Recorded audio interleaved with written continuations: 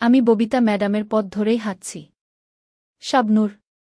চলচ্চিত্র থেকে দীর্ঘদিন ধরে দূরেই আছেন জনপ্রিয় অভিনেত্রী শাবনূর। ২০১৩ সালে পরিবারসহ অস্ট্রেলিয়ায় গিয়ে সেখানেই প্রবাস জীবনযাপন করছেন। মাঝে মধ্যে দেশে এলেও চলচ্চিত্রে আবার নিয়মিত হবেন এমন ইচ্ছা আর কখনই প্রকাশ করেননি।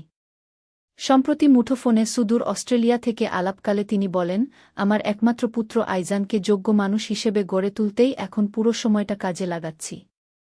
তাই চলচ্চিত্র নিয়ে আপাতত আমার কোনো পরিকল্পনা নেই। অভিনয় থেকে দূরে আছেন, সময় কাটছে কিভাবে? আসলে দেখুন, ১৯৯৯ সালে মাত্র ১৪ বছর বয়সে চলচ্চিত্রে অভিনয় শুরু করি। টানা ১.৫ যুগ এ মাধ্যমে কাটিয়ে দিয়েছি। আমার দেশের চলচ্চিত্র শিল্পের কথা ভেবে এই শিল্পকে সমৃদ্ধ করতে নিজের সুখশান্তির কথা কখনই তখন চিন্তা করিনি। রাতদিন শুধু অভিনয় আর অভিনয় করে গেছি। ওই টানা সময়ে একটু বিশ্রাম নেওয়ার সময় পর্যন্ত পাইনি। একটা সময় এসে মনে হলো আমিও তো একজন মানুষ, একদিন পৃথিবী ছেড়ে সবার মতো আমাকেও চলে যেতে হবে। তাই এবার নিজের জীবনের দিকে তাকানো দরকার। তাছাড়া নতুনদের জন্যও পথটা ছেড়ে দেওয়া উচিত। সব মিলিয়ে একসময় সংসার সন্তান নিয়ে ব্যস্ত হয়ে পড়লাম। এখন আমার একমাত্র লক্ষ্য হল পুত্র আইজানকে যোগ্য মানুষ হিসেবে গড়ে তোলা। তাই তার পড়াশোনা, তাকে নিয়ে ঘুরে বেড়ানো, মোটকথা তাকে নিয়েই এখন আমার সুন্দর সময় কেটে যাচ্ছে। পুত্র আইজানকে চলচ্চিত্রে আনার কোনো চিন্তাভাবনা কি আছে? না, আমি মোটেও তাকে নিয়ে এমন চিন্তা করি না। আমার ইচ্ছা ও ইঞ্জিনিয়ার হবে। সেভাবেই ওকে গাইড করছি। ছাত্র হিসেবে ও যথেষ্ট মেধাবী। তাই আমি চাই আইজান সত্যিকারের যোগ্য মানুষ হয়ে গড়ে উঠুক। অনেক অভিনেতা অভিনেত্রীই তো সন্তানদের নিজের পেশায় নিয়ে আসেন, আপনি কেন ভিন্ন চিন্তা করছেন?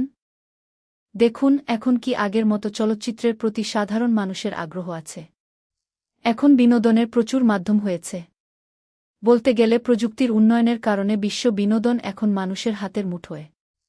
তাই আগের মতো অভিনয় করে এখন সচ্ছল হওয়ার অবস্থা আর দেখছি না। দ্বিতীয়ত, আমি যে পেশায় ছিলাম সে পেশায় আমার সন্তানও যে স্বাচ্ছন্দ্যবোধ করবে তা কিন্তু ভাবার সুযোগ নেই। দেশে বিদেশে অনেক শিল্পী আছেন যারা তাদের সন্তানদের অন্য পেশায় নিয়ে গিয়ে প্রতিষ্ঠিত করেছেন। আমাদের দেশেও এমন উদাহরণ প্রচুর আছে, শাবানা কিংবা ববিতা ম্যাডামের বিষয়টি দেখুন। উনারা কি উনাদের সন্তানদের অভিনয় এনেছেন? না, আমার আদর্শ কিন্তু উনারা দুজনই। বিশেষ করে ববিতা ম্যাডামের জীবনের সঙ্গে আমার জীবনের অনেকটা মিল আছে। উনিও সিঙ্গেল মাদার, আমিও তাই। উনি তার একমাত্র পুত্র অনিককে চলচ্চিত্র জগতে না এনে বিদেশে পড়াশোনা করিয়ে ইলেকট্রিক্যাল ইঞ্জিনিয়ার হিসেবে গড়ে তুলেছেন। উনি পুত্রের সুখের জন্য নিজের জীবনের তোয়াক্কা করেননি। স্বামীর মৃত্যুর পর শুধু পুত্রকে যোগ্য মানুষ করে গড়ে তুলতে অনেক স্যাক্রিফাইস করেছেন। আজ উনার স্বপ্ন পূরণ হয়েছে। আসলে উনার কাছ থেকে শেখার অনেক কিছু আছে। তাই আমিও ববিতা ম্যাডামের পথ ধরে সন্তানকে নিয়ে হাঁটছি এবং বাকি জীবনটাও তাকে অনুসরণ করেই হাঁটতে চাই। তাহলে নতুন জীবন শুরু মানে বিয়ের পিঁড়িতে আর বসছেন না? দেখুন, বিয়ের পর স্বামীর সঙ্গে বনিবনা না হওয়া যে কোনো নারীর জন্য সুখকর অভিজ্ঞতা নয়। তাই স্বামীকে ডিভোর্স দিতে হয়েছে আমার। এরপর বিয়ে নিয়ে আমার আর আগ্রহ না থাকার পেছনে প্রধান কারণ আমার সন্তান। আইজানকে মানবিক মূল্যবোধের মানুষ হিসেবে গড়ে তোলাটাই আমার আপাতত স্বপ্ন, চিন্তা। ওর যোগ্য মানুষ হিসেবে বেড়ে ওঠার এ সময়টায় আমাকে ওর সবচেয়ে বেশি দরকার। গত বছর একবার অল্প সময়ের জন্য দেশে এসেছিলেন, কথা ছিল চলতি বছরের জানুয়ারিতে আবার আসবেন, কিন্তু চলে গেলেন যুক্তরাষ্ট্রে। কেন? আসলে সত্যি কথা বলতে এ সিদ্ধান্তের পেছনে বড় ভূমিকা ছিল আইজান নেহানের। ওকে জিজ্ঞেস করেছিলাম ও কোথায় যেতে চায়, সে বলল আমেরিকা। তাছাড়া আমার দীর্ঘদিনের পরিচিত ঘনিষ্ঠজন এবং চলচ্চিত্রসঙ্গীদের অনেকেই এখন যুক্তরাষ্ট্রের বিভিন্ন অঙ্গরাজ্যে বাস করছেন। সহকর্মীদের কয়েকজন দীর্ঘদিন ধরেই অনুরোধ জানাচ্ছিলেন আমি যেন একবার আমেরিকায় বেড়াতে আসি। ছেলের আগ্রহ আর সহকর্মীদের টান দুটি মিলেই যাওয়াতে শেষ পর্যন্ত বাংলাদেশে না এসে আইজানকে নিয়ে যুক্তরাষ্ট্রেই উড়াল দিই।